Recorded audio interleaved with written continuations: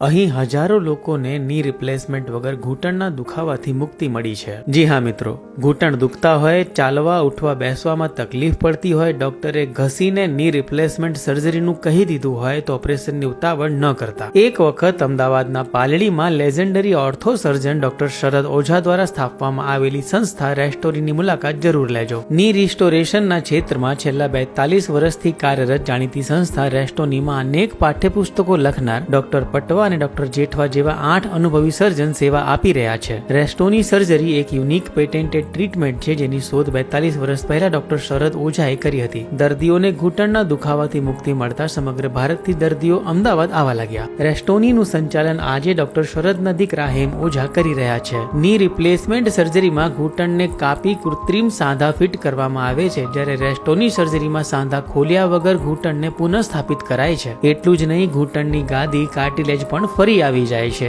અદ્યતન ટેકનોલોજીથી થાપાથી એડી સુધીના તમામ સાંધા સરખા કરાય છે। સચોટ ઉપચાર માટે ઘૂંટણના સાંધાનું 3D મોડલ બને છે। હાડકાં ઘસાય નહીં તે માટે ઘૂંટણમાં નાનકડો કાપો મૂકી જોઈન્ટ અલાઇન કરાય છે। નાનકડા ઓપરેશનના બીજા દિવસથી જ દર્દી સંપૂર્ણ ભાર આપી ચાલી શકે છે। 30 દિવસ માટે ખાસ બેલ્ટ બ્રેસ પહેરવાનું હોય છે। ઓપરેશનના પહેલા દિવસથી જ ઘૂંટણના દુખાવાથી મુક્તિ મળવા ઉપરાંત વાંકા ચૂકા પગ પણ સીધા થઈ જાય છે। દર્દી પલાઠી વાળીને બેસવાથી લઈને ઇન્ડિયન ટોયલેટ યુઝ કરવા જેવી તમામ પ્રવૃત્તિઓ કરી શકે છે। ઇન્ટરનેશનલ કાર્ટિલેજ સોસાયટી ICRS દ્વારા પ્રમાણિત રેસ્ટોની સર્જરીને પાઠ્યપુસ્તકમાં સ્થાન મળેલું છે। વધુ માહિતી માટે સ્ક્રીન પર દેખાતા નંબર પર રેસ્ટોનીમાં સંપર્ક કરો।